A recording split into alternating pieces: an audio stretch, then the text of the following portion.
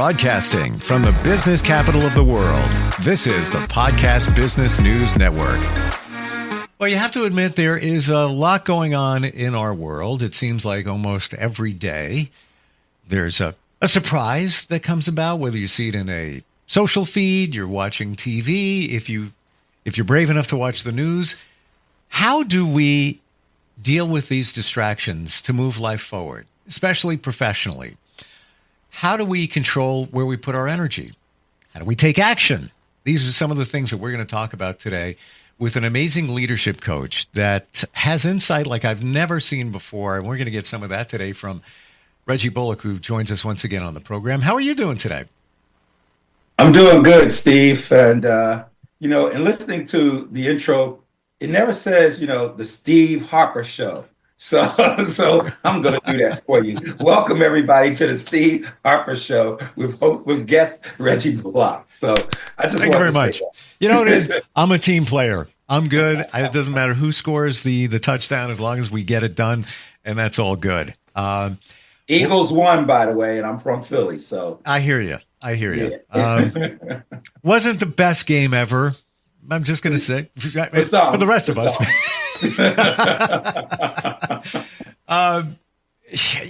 The distraction part, there's so much going on today. I find myself getting distracted, and I'm one of those people that do not get pulled down from the social reel rabbit hole where you're sitting there. Let me look at another one. I'll admit every once in a while, 3, 4 in a row, and then I cut myself off. One of many distractions that we have in our daily lives. How do we overcome these distractions? How do we block them? Yeah, so it's hard for some because it takes practice, right? There are visual distractions, social distractions, as you mentioned, auditory distractions from sound, technology distractions, and that's just external. Then you got your internal distractions, right? Where you're dealing with hunger, fatigue, and worry, and those types of things. And then cognitive distractions. So there's a lot of distractions. And the challenge is, to your point, how do you deal with them? How do you overcome them? First, you have to be in control of yourself. Often when distractions occur, it's actually taking control of you. It now owns you. It now owns your 1,440 minutes of the day. It owns your actions, your emotion. It owns you. And so to be conscious that this is happening is step one. To be able to put a stop to it takes a little bit more energy, but to know that you're being distracted. They call it the term chasing a rabbit, right? You see a rabbit run by and you're chasing the rabbit. You forgot you were in the middle of doing something, and now you're chasing the rabbit. And so you mentioned at the beginning, so much is going on in the world. And you may find yourself glued to the television. Unfortunately, some people are in a position where their livelihood is being impacted. And so now you have to categorize these distractions. But step one is knowing that it's a distraction and realizing that you are now no longer in control and you have to get control. For instance, I tell people, try not watching television for 7 straight days. Because in addition to a distraction, distractions can become to addiction. So now that thing that distracted you momentarily, when it holds on to you for a longer period of time, it's an addiction. And now you're kind of stuck in that hole like you were talking about. Wow. So how do you get out of it? Well, step one is self-awareness. And most of us don't know ourselves the way we need to. But you need to be aware of yourself. You need to understand that some of these things are going to happen no matter what. And so the serenity prayer, my Aunt Trudy used to say all the time, I can't say it the way she said it, but it basically was, God grant me to know the things that I can change and understand the things that I can't change, and the wisdom to know the difference. So that's hard sometimes because you got to stop and say to yourself, do I have any control over this? Can I change it? Most cases, no. It's kind of like screaming at your favorite sports team on television. They don't hear you. Right? But you have this whole energy going because you're distracted. So when you and distraction comes in all forms, right? It's not just what's happening in the world now. It could be your children, it could be your spouse, it could be your job, it could be so many, it could be road rage, right? Somebody, you're minding your business and somebody cut you off in the middle of driving. So there are a lot of distractions. But when you have control over yourself and you know yourself and you have practiced that level of self-control, then step one, you can gain a perspective on, wait a minute, I don't have no control over this. This is distracting me. It is pulling me away from what I was just thinking about. It now has control over my thoughts and my energy, and I need to stop it. Now, that's much easier said than done, right? I mean, we all get distracted, but it is a thing, and it's going on now, and all of these distractions are taking people away from their primary responsibilities, from the things that they must do. And again, like I said, some distractions can turn into addictions. Yeah. And now you're stuck. It takes something greater to pull you out. The other thing about distractions is it can tie into your emotions.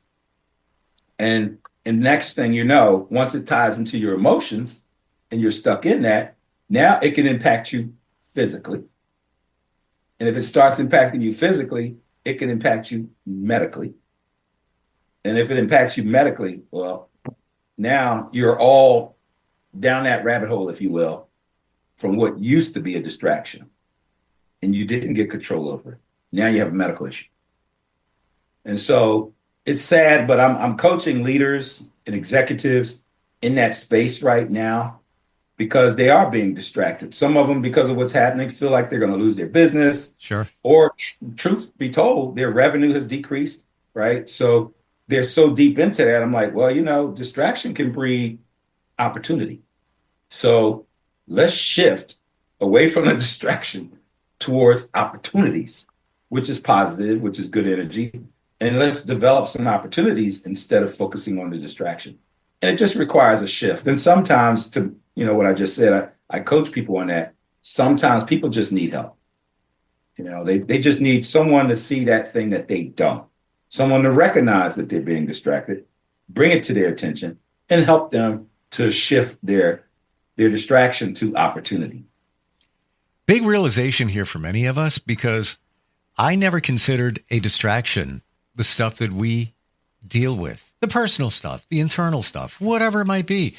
I'm thinking more of what's around us, but there's a lot within us that is distracting us. Now add the digital world and everything else that comes around along with it. Now you've got so many different things that you can't keep track of that pull you away. Wow. You mentioned the word energy. Let's go there.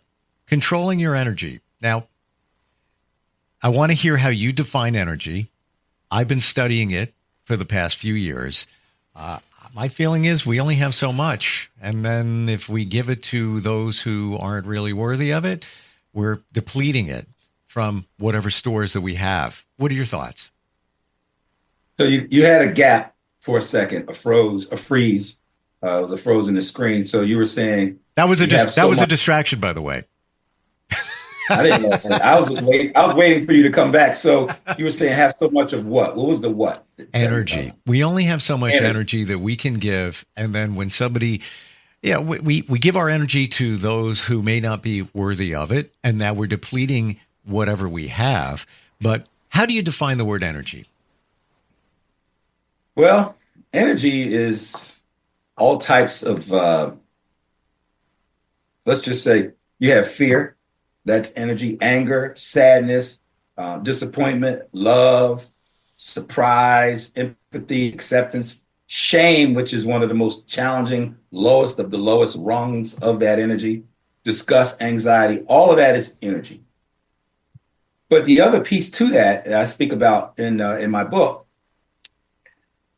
matter cannot be created or destroyed, only transferred. Any energy can't be created, only transferred. So I can take energy to so many different levels. The source of the energy is the sun, right? And we can get scientific about how all of the energy out there, we can connect the dots to the sun.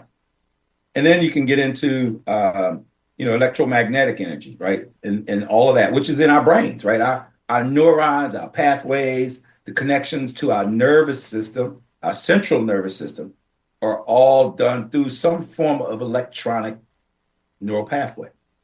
So all of that's energy, and so the whole conversation about what is energy can go as deep as you want it to go. But at the end of the day, it is a thing. And to start with, it is a thing, and you have it. Each one of us have it. Almost everything in the world have. I mean, if it has neutrons, protons, and atoms, and they're moving, I mean, that's energy, right? So covalent bonding, that's energy. Ionic bonding, all of that stuff is energy, and it's all related to the anger, the emotion. When you hug somebody, you might feel better, right? When you see a sad movie or something happen to a loved one, you may cry. These are real emotional feelings, and that's energy transfer. Your eye saw something, or you smelled something, or you heard something. That's energy transfer to your neural pathway and your central nervous system, and it creates an action or reaction. So energy is real deep. And when I say guard and control your energy to the leaders that I'm working with is, one, know that energy is a thing. And your energy can go so far down the anger and the fear and the resentment and the anxiety and the disgust if you don't guard your energy, if you don't control your energy. It is yours, so you do have a choice, whether you believe it or not, know it or not, or exercise it or not, you still have a choice. So if you choose to guard your energy, then what happens to you happens because you've chosen for it to happen, as opposed to you just allowing it to happen because you had no control. And this is happening now, right? You can go into a depression from some stuff that's happening. And that depression causes you physiological issues, medical issues, medicine, drugs, etc., simply because you didn't control your energy. So rather than go down that road and have to figure out how to come back and overcome in order to become, control your energy, guard your energy, and help other people, right? When I'm teaching PQ, positive intelligence, or I'm working with clients on positive intelligence, I tell them, you have your sage on one side, your saboteur on the other side. And, it's kind of like, the biggest dog, right? Whichever one you feed the most gets bigger. And so if you feed your positive energy the most, it gets bigger. If you feed your negative energy the most, it gets bigger. But if you're not conscious that you can even do that to feed yourself, to guard and control your energy, then that means somebody else is doing it for you. And then you've just given your energy away to someone else, and now they are controlling your energy, and they're causing your energy to do what they want it to do. And that's manipulation, that's strategic, and it's a lot of stuff. I know you're on radio, but commercials do it extremely well, right? And so they're able to tap into your energy, manipulate your energy so that it values them. What I try to help my leaders understand is that is a thing, but you can guard against it. You can prevent it. You can see it coming a mile away, and you can battle against it if necessary. But don't let someone else in your brain manipulate your thought process and control you to the point that now they're receiving the value they want, but you're not, because you just gave up your energy. You bring back a memory to over the summer. And I was here, it was later in the afternoon, had an evening meeting. And I said, you know what? I am going to go grab myself a sandwich. There's a small airport nearby. I'm literally a mile and a half away. I'm going to park there near a runway. And not that I'm, crazy about watching planes, but it's just nice, serene, nice breeze coming through. It's just a nice day. Sitting there, and my phone rings. And I knew who it was. And I know this person. I love him. It's all good. But they always have a challenge. And I'm the one to help them through the challenge. And it was that moment where I realized that, okay, I got to stop. That's where I'm holding my energy. I'm going to enjoy this moment. I did not answer that phone, shut my phone off, and I just enjoyed the rest of the 45 minutes of just peace before I had to go back to work to a meeting. But that was my wake up, where it was just like I felt like there were chains pulling me down, like, oh gosh, I want to help him, but I had just a full day, and now I have still more to go, and I just want to enjoy my sandwich. And I made that realization to take action, and from that point forward, and it's a slow roll, and I'm sure you'll attest to that, and people you work with. It's not like an instant snap the finger, I'm going to protect my energy, and that is it. No, slowly after that, then I started realizing, well, you know what? I don't want to hang with that person. It doesn't benefit me. Then I just start taking inventory, and I know it sounds self-serving, but how does it help you? A lot of times these people just take from you, and you want to be there. I'm very empathetic. I get it. I am. I admit it. But after a while, it takes away from your energy. I feel you only have so much. You have so much. Good for you. Good for you. That's a good way of representing how you saw it. You took control over it because of what you probably heard the term, the WIFM, right? What's in it for me? So the WIFM is WIIFM. What's in it for me?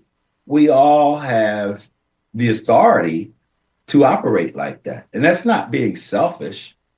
That's being mindful. Sometimes it's being protective and guarding your energy. Yes. But Reggie, why do we feel guilty? When those calls come and those situations arrive, why do we feel guilty? Why can't we just, and even to say with them, it almost kind of hurts to say that, like you're self-centered. It does. How do we get past that? You don't really. We're human. We care. You're empathetic. You feel. Myers-Briggs, right? The F on Myers-Briggs is feeling. And so you just try to be as understanding as you can to give yourself grace that this is the way you are. This is how you're built. Everybody's not like that. There are some people that are just downright assholes. They don't care, right? And so to that end, when you do have that empathy and you are empathic, or you do care and you do feel, it can even be painful for you to benefit yourself, for you to do the with them. And it can even mess with you, but it's still necessary. And the more you do it, the more you get good at it, because it's not always easy, but you understand. It's like taking medicine that's just nasty, right? You know that you're not going to like this, even though they say a spoonful of sugar helps the medicine go down, still tastes bad, but it's necessary and it's good for you and it's going to benefit you. And as a result, you're going to be the better for it. So the with them piece is not always easy to do, but you need to do it. And back to the scientific piece of ionic and covalent bonding, had you picked that phone up and talked to that person, then there would have been a transfer of electrons electronically through the air, just like radio waves. Yep. And you would receive theirs. And now you're carrying their saboteur, their negative energy with you. Yep. And now it's going to take twice as much positive and sage to combat that, just to get back to your woosah moment. And therein lies where it takes practice. It's just like martial arts, right? In order to be a master at it, you got to do it a lot of times. In order to get good at controlling your energy, you got to do it a lot of times. Yes. And to your point, you mentioned radio waves. Radio waves are vibrations. And that's exactly what energy is. And that's exactly on the other end of that phone that I didn't pick up was a negative vibration. I just know it was. It is. That's it. And it's passing through your neurons, which are electromagnetic. And I tell people, and it's just a tangent, I get my best writing done between 1 a.m. and 5 a.m. because all of the electromagnetic waves in the air are at its lowest point. People are asleep. They don't have the radio on. They don't have the computer on. They don't have the car. They don't have everything that's transmitting all of those waves into the air. Yeah. And so therefore, you can't see it, but it is at its lowest point. And therefore, it's not distracting me. Wow. It's not impacting my energy because it's not there. And now I can use the energy I have without distraction to write my next book, right? Or to do some real thinking work because my brain is able to just not be distracted from all of those elements that impact your neural pathways. Powerful. Scientific, but yeah, that's coaching. That's the behind the scenes coaching stuff that goes through coaches and therapists and everybody in our brain. But much appreciated because it gives some understanding of what's going on. And when we're sitting there having to write a proposal or whatever it might be, it's like, I just can't think. I don't know what it is. Well, now maybe you know what it is. It's somebody draining your energy. It's electromagnetic fields getting in the way of things. Distractions. Yeah. Distractions. Got about 2-3 minutes left. Taking action. That was something we were going to talk about today. Sure. So 3 frogs sat on a log. One decided to jump off. How many were left? To the audience listening to me, this is a math question, sort of. 3 frogs sat on the log. One decided to jump off. How many were left? All right. Tell me your answer. Got it. So I'm going to give you the answer, and the answer is 3. For those of you who said 1, you're incorrect.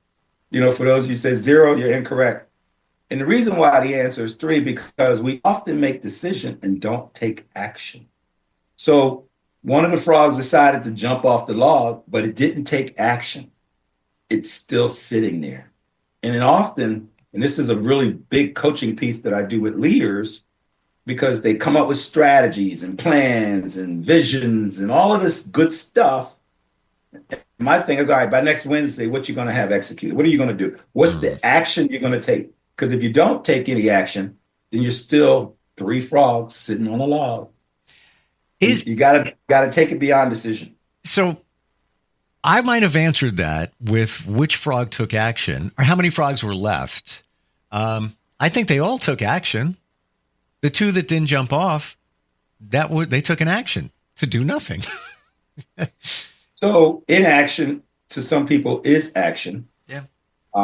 But if you want to do a radio show for a half hour from 3:30 to 4, and that's your goal, that's your objective, and you don't take action, okay, you can call it action, but it's still no action. It's true. It's funny you should say part of the action is what's the result, right? And the result should be accomplishing your goal, your objective, your vision, your strategy. So in the business world, there are measurements. A goal has to be specific, measurable, attainable, relevant, and time-based. If it doesn't hit all 5 of those, it's not a goal. So to that end, if you don't take no action, you will not achieve your goal.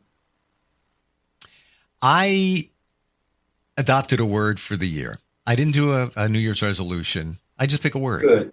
I think we might have talked about this, but my word for this year is execution. I have things floating out there that need to get executed. And last year's word would be discovery. Discovered a lot of things about myself and on. The year before that, resilience. Had some things come up and I powered through them. The execution thing is important to me because I need to get things done. And I'm working with some other people, separate people on different projects, and they're kind of slowing down. And it is very much frustrating me because now it is mid-February and this has been going on since last fall and we haven't moved. We've taken steps, but we should be 15 steps ahead by now. In a classic situation, I think, for many, I'm trying to take action. I'm trying to move it. What are we doing? When are we getting it together? Blah, blah, blah, blah, blah. How do you deal with a situation where somebody you're working with is now slowing up and not moving it forward when you want to move and take action? So that's leadership. And what you're telling me is a thing that happens everywhere. I coach a lot of groups and leaders, and it is leadership. All right. You have to motivate people to do the things that they need to do. And that's leader. And just because people are in leadership positions don't mean that they're leaders. And that means you got to work on your leadership skills, right? To get them to do that. Now, not everybody understands how to hit your target for Q1, 2, 3, and 4, which is a big deal in the business world for P&L, profits and loss, that I'm dealing with. When I'm talking to these salespeople and everyone else, I'm like, look, Q1 is the end of March, period. So execution, to your point, is a word I use all the time in the business world because it's synonymous with action, but it's also hitting that point of your goals. So in order to do that, it's accountability, right? So they need to be held accountable. But if we hired somebody based on their resume and not based on their capability, that's a mismatch. If we brought somebody in through nepotism because we liked them, that's a mismatch. And so in some cases, you're asking somebody to do something that they've never done or don't know how to do or weren't trained to do. So you as a leader have the responsibility to train them, teach them how to do it, and then hold them accountable. Now, that you can do. If they're trained and you're holding them accountable and they're still not doing it, it's a conscious choice that they don't feel like doing it. Well, they need to be replaced. So it's just plain and simple because they're impacting the mission, the goal, the objective. They're not executing. They're not taking action. They're collecting money and not earning it. And now you got me talking like a businessman. But the point is, that's the reality that I coach people in because not everybody's a good fit. So you as a leader have a responsibility. They, as the execution of the task, have a responsibility. So who's not doing their, I almost said it, DYDJ, right? So DYDJ is something that everybody that deals with me finds out what that means. It means do your damn job, right? So when I'm leading and coaching, everybody that works with me, they know, do your damn job. Because I'm doing it. And I'm doing it to the best of my ability. And the least thing you can do is your part. So you got to get with them as a leader and nudge them. You can gently nudge them. You can, however you do it. But come into Q1, the numbers don't lie. You said something that made it crystal clear, and I haven't heard it in decades, but it is so true. Collecting a paycheck, not earning a paycheck. Wow. We forget about that. And that is a very strong distinction. Reggie, learned a lot today. The book you mentioned, Becoming the Best Version of Yourself. Yes. It's all in there. So Go ahead. I'm sorry. The book is available everywhere, anywhere books are sold. Of course, you can type in www.reggiebullock.com and the tab that says author will take you to all 4 of my books. And you click one of them, it'll take you to Amazon, and you can get it on any platform you want, audio, PDF, hard copy, soft copy. Yeah. Came up with another acronym. What? That would be DAT DP. Don't answer the damn phone. There's something good about that. There really is, because you need to analyze with them. Yeah. And deep distractions, guard your energy, control your energy, and learn how to take action so that you are earning your paycheck and not just collecting it. Loving it. Talk about energy. You've got so many great vibes going on, and I see why you're a master of what you do. Thank you so much for being here today. Really appreciate it. Good talk. Thank you, Steve. I'll see you next week. You got it. We'll be right back.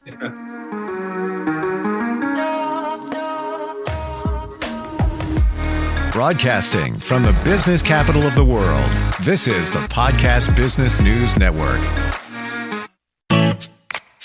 Hi, this is Terry Crews, actor, former football player, game show host, father of 5, and all-around big dude. I'm also an expert on drama. I know all kinds of drama. There's the good kind that comes with having a house full of kids. There's the bad kind, like season-ending injuries. There's the necessary kind, like having an agent in Hollywood. And there's silly drama, like the drama around my percolating pectorals. And then there's the drama you can skip. Skip the drama that comes with not having your high school diploma or equivalency. Find free adult education classes near you and finish your high school diploma. Visit finishyourdiploma.org. Or text diploma to 97779. Message and data rates may apply.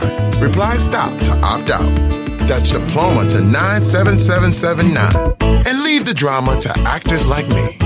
Brought to you by the Dollar General Literacy Foundation and the Ad Council.